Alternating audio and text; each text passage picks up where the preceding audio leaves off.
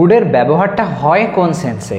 যখন কি পারমিশন দেওয়া হচ্ছে সেই অর্থে উড ব্যবহার করি, নাকি কোনো সময় যখন রিকোয়েস্ট করছি তখন উড ব্যবহার করি, নাকি কোনো চয়েস যখন দিচ্ছি তখন উড ব্যবহার করি, নাকি এরকম কোনো ক্ষেত্রে উডের ব্যবহার হয় যখন অতীতে এমন কোনো বিষয়কে বোঝানো হয় যেখানে কোনো একটা আশা বা কোনো একটা বিষয় যেটা ঘটার ছিল সেটা ঘটেইনি, অতীতের ভবিষ্যৎ, এরকম টাইপের একটা সেন্স। কোন ক্ষেত্রে উডের ব্যবহার লক্ষ্য করি আমরা? এই যে উড অনেক ক্ষেত্রে কিন্তু কনফিউশন তৈরি করে। লাইনগুলোর মধ্যে উডের ব্যবহারটা কোন সেন্স অনুযায়ী হচ্ছে সেটা বুঝে ওঠা যায় না। আজকের এই ভিডিওর মধ্যে দিয়ে এমনই গুরুত্বপূর্ণ বিষয়গুলো তোমরা বুঝে যাবে যার মাধ্যমে কমপ্লিট আইডিয়া পেয়ে যাবে কোন কোন ক্ষেত্রে আর কেমন কেমনভাবে উডকে ব্যবহার করতে পারো। উডের সাথে কেমন কেমন ধরনের এক্সপ্রেশন বা ফ্রেজ আমরা খুব দেখতে পাই, সমস্ত বিষয় নিয়ে আজকে আমি ডিটেলসে আলোচনা করছি। তো আজকের আমাদের আলোচনার বিষয় হলো ইউজ অফ উড। ওকে, তো এসো দেখে নাও কিভাবে আমরা উডের ব্যবহার দৈনন্দিন জীবনে বিভিন্ন লাইন বানাতে করে থাকি, কিভাবে উড আমাদের দৈনন্দিন জীবনে অনেক লাইনগুলোকে সুন্দর করে বলতে সাহায্য করে।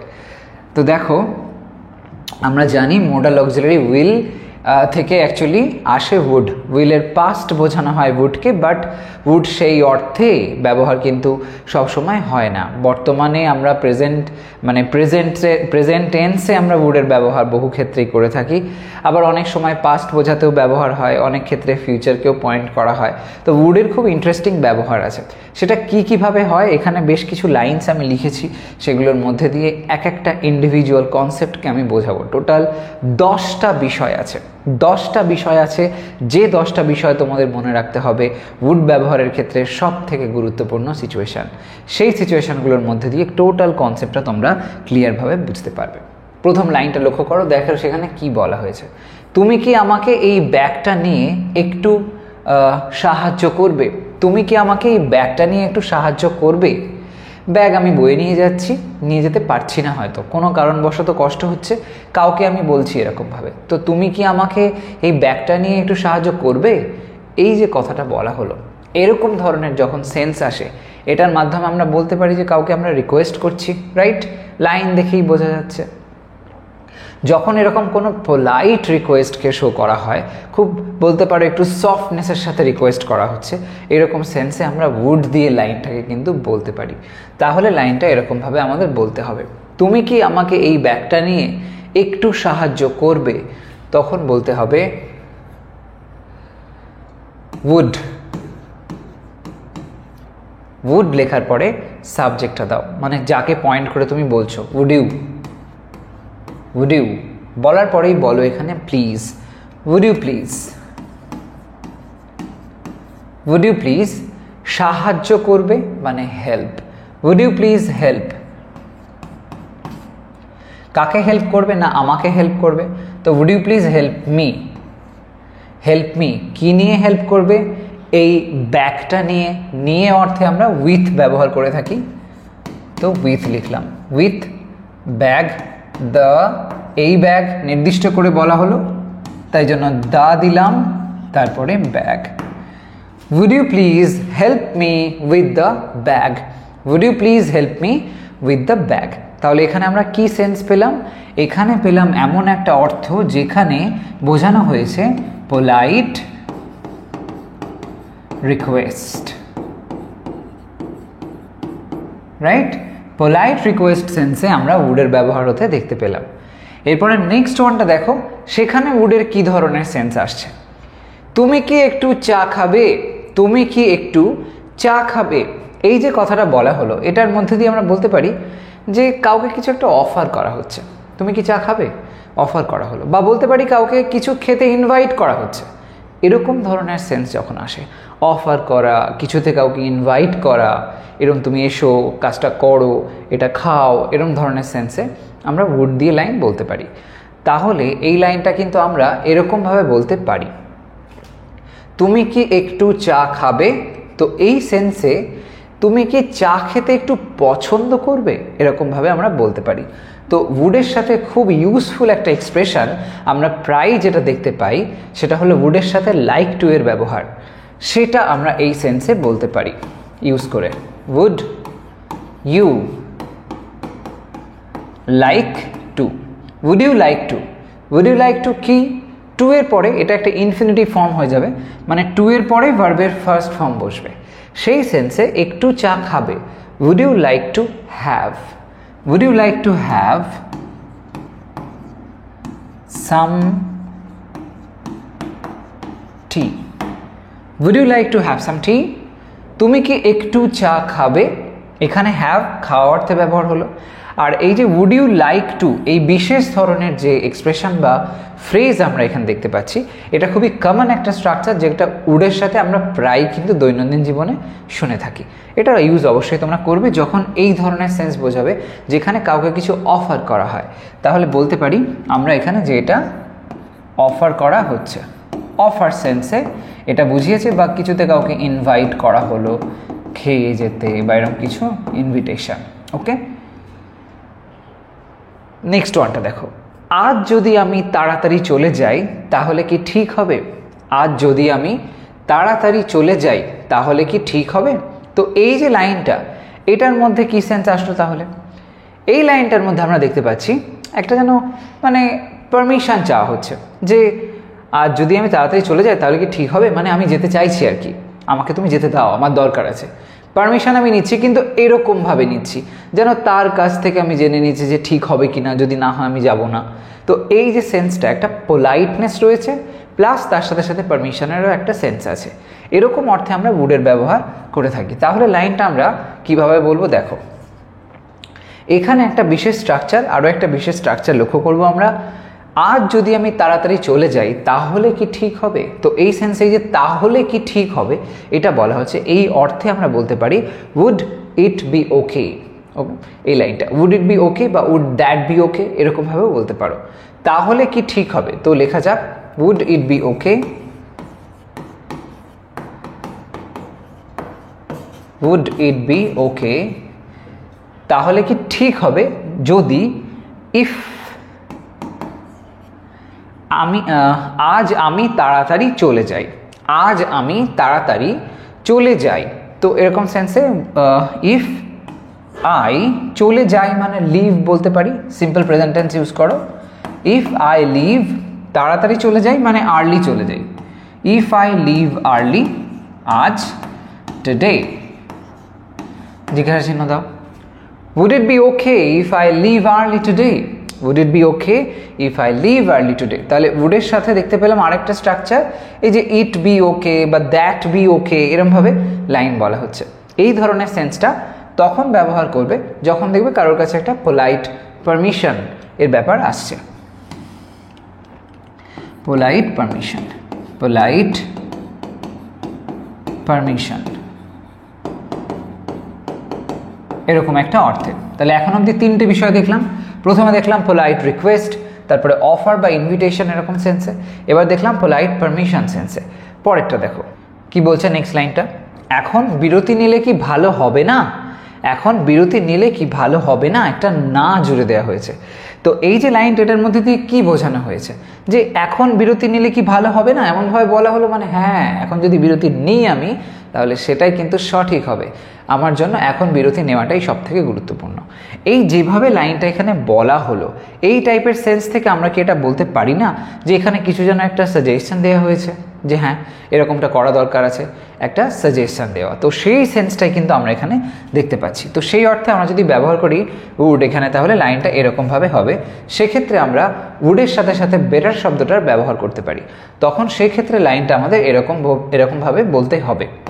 আগের লাইনে যেমন তোমরা দেখতে পাচ্ছ লিখেছি উড ইট বি ওকে, এখানে ওকে শব্দটাকে রিপ্লেস করে দাও বেটার শব্দটা দিয়ে। তো উড ইট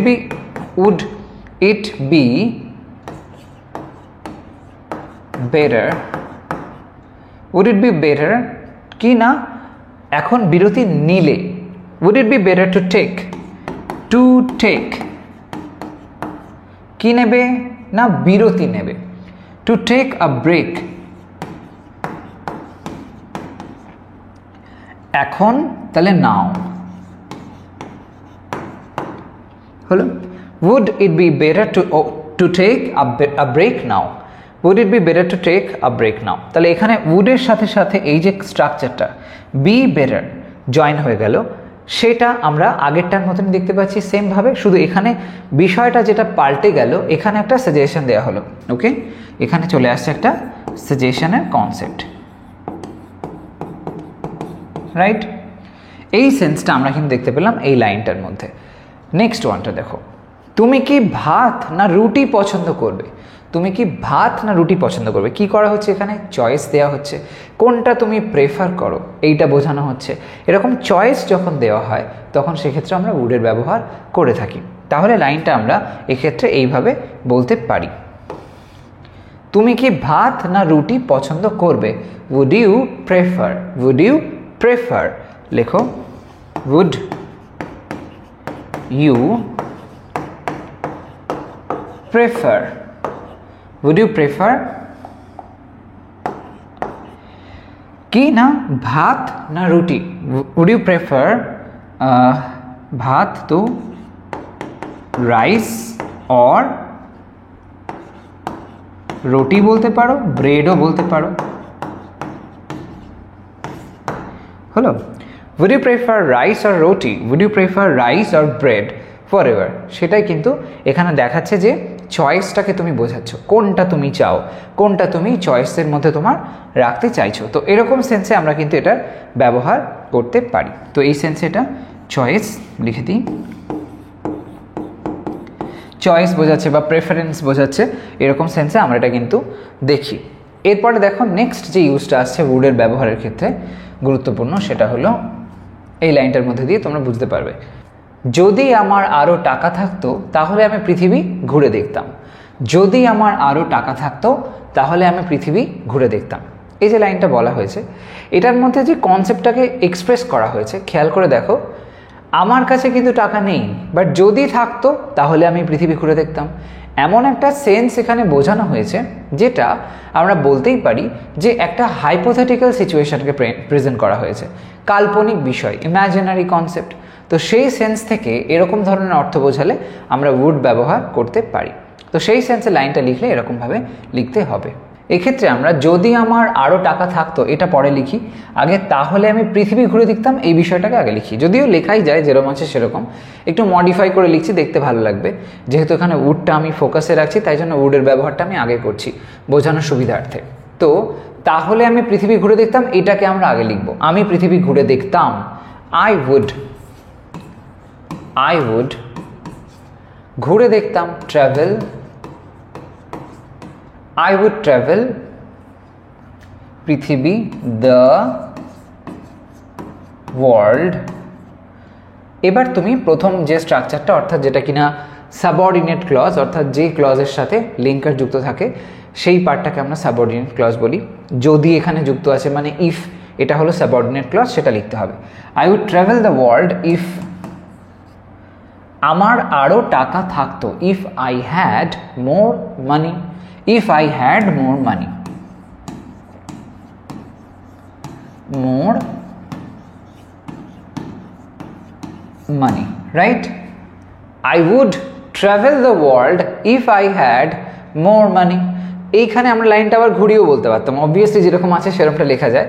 তো সেই অর্থে হবে ইফটা আগে হতো, if I had more money, তাহলে কমা দিতে হবে, তারপরে I would travel the world, এরকমভাবে বলা যায়। তো এখানে যেটা দেখতে পেলাম উডের ব্যবহারটা এখানে তাহলে কি সেন্সে আসলো, আমি যখন কোনো কাল্পনিক বিষয় বলছি সেরকম পয়েন্ট থেকে আমরা উডকে পয়েন্ট মানে ইউজ করে লাইনটা বলতে পারি। তাহলে এটা বলতে পারি যে এটা ইমাজিনারি সেন্সকে হাইলাইট করছে।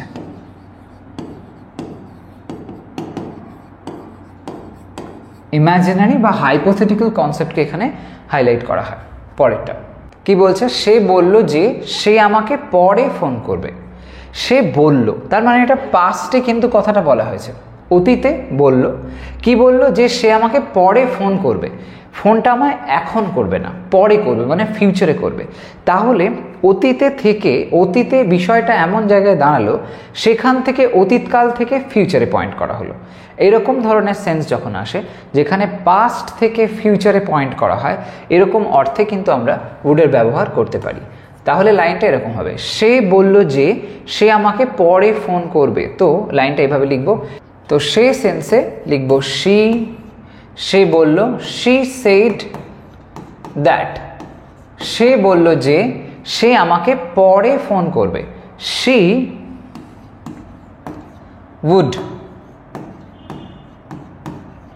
would call me পরে মানে later। তো তাহলে এখানে দেখতে পেলাম যে এই বিষয়টা যেটা কিনা কিন্তু বোঝাচ্ছে যে অতীতকালে একটা কিছু সে বলেছিল, যেটা বলেছিল সেটা ফিউচারকে পয়েন্ট করছিল যে she would call me later, পরে আমাকে ফোন করবে। এরকম সেন্স থেকে মানে একটা পাস্ট পয়েন্ট থেকে ফিউচারে পয়েন্ট করা অর্থ বোঝালে তখন আমরা উডের ব্যবহার করে লাইনটাকে বলতে পারি। তো সেইটাই এখানে আমি লিখে দিই যে এটা ফিউচার বোঝাচ্ছে, ফিউচার ইন দ্য পাস্ট, অতীতে থাকা ফিউচার, এরকম একটা সেন্সে। পরেরটা, যখন আমরা ছোট ছিলাম তখন আমরা প্রতিদিন বাইরে খেলা করতাম। এই যে লাইনটা, যখন আমরা ছোট ছিলাম মানে এটাও অতীতকালের কথাই বলছে, কোনো সন্দেহ নেই। সেই সময়তে তখন আমরা প্রতিদিন বাইরে খেলা করতাম, এরকম ধরনের যখন দৈনন্দিন অভ্যাস বোঝায় আমরা জানি যে সেক্ষেত্রে অতীতকাল বোঝালে আমরা ইউজ টু ব্যবহার করে থাকি। কিন্তু এরকম সেন্সে আমরা would ব্যবহার করেও লাইনটাকে বলতে পারি যখন কোনো কাজ মানে নিয়মিত করা হতো, ক্রমাগত করা হতো, এরকম একটা সেন্সে, সেক্ষেত্রে আমরা কিন্তু would ব্যবহার করতে পারি অতীতকালে নিয়মিত ঘটা কোনো বিষয় বোঝালে। তখন সেক্ষেত্রে লাইনটা আমরা এরকমভাবে বলতে পারি, যখন আমরা ছোট ছিলাম, যখন আমরা ছোট ছিলাম, when we were, ছোট ছিলাম মানে কিডস বলতে পারি, when we were kids, কমা আমরা প্রতিদিন বাইরে খেলা করতাম, we would খেলা করতাম, play outside,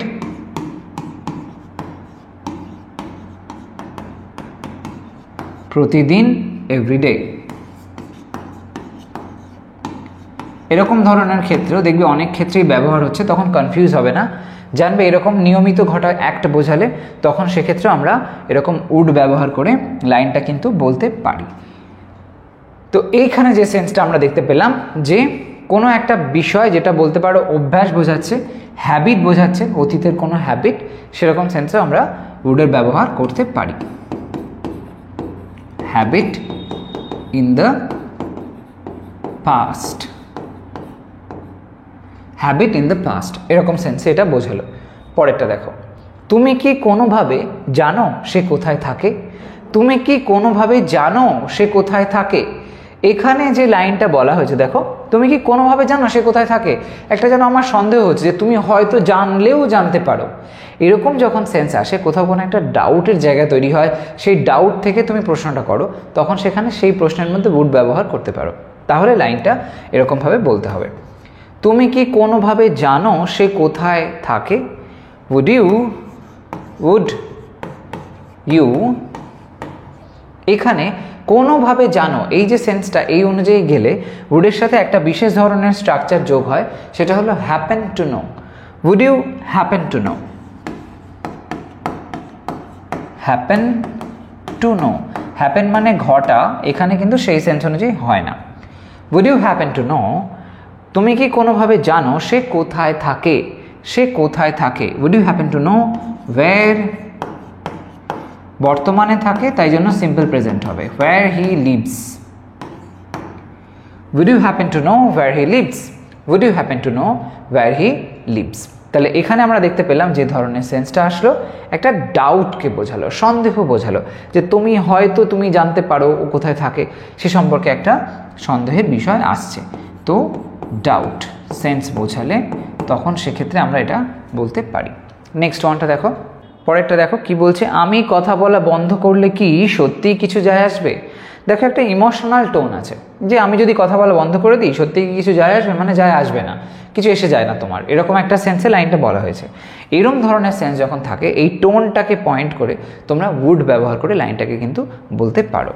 তখন সেক্ষেত্রে এরকম একটা স্ট্রাকচারের সাথে would যায়, যেহেতু এটা প্রশ্ন করা হয়েছে তাই would আমরা প্রথমে লিখলাম।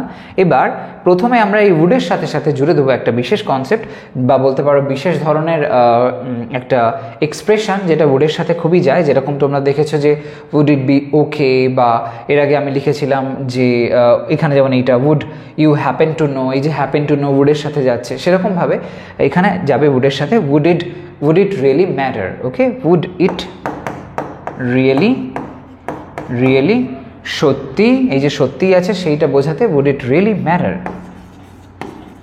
এটা কি আদৌ কিছু ম্যাটার করবে, কিছু যায় আসবে, এটা বোঝাতে যদি ইফ আমি কথা বলা বন্ধ করলে, if I stopped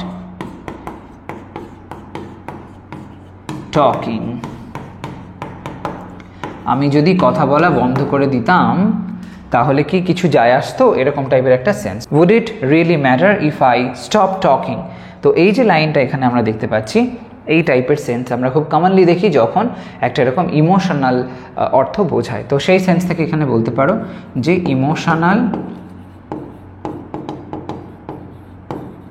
একটা ইমোশনাল সেন্সকে হাইলাইট করা হয়েছে, তো ইমোশনাল ইফেক্ট, এরকম সেন্স আসে যখন, তখন আমরা উডের ব্যবহার হতে লক্ষ্য করি। তো এরকমভাবে তোমরা দৈনন্দিন জীবনে উডের ব্যবহার করে লাইন্সগুলোকে কিন্তু বানাতে পারো। উড কিন্তু অনেক রকম স্ট্রাকচারের সাথেই যায়, যেরকম আমি এখানে যা স্ট্রাকচারগুলোর বললাম সেরকম ধরনের বাইরেও অনেক ভিন্ন ভিন্ন রকমের স্ট্রাকচার দেখবে। যেমন একটু আগে বললাম যে উড ইট বি ওকে বা উড দ্যাট বি ওকে, এরকমভাবে এই ওকেকে রিপ্লেস করে অল রাইটের ব্যবহারও করা যায়।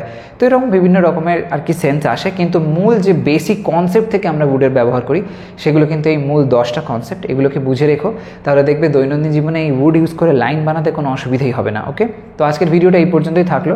মোডাল নিয়ে আমি আরও কিছু ভিডিও করেছি, তোমরা যদি সেগুলো মিস করে থাকো, যেখানে মে নিয়ে, মাস্ট নিয়ে আমি আলোচনা করেছি, তার যে লিঙ্ক সেটা আমি কমেন্ট সেকশনে পিন করে রেখেছি।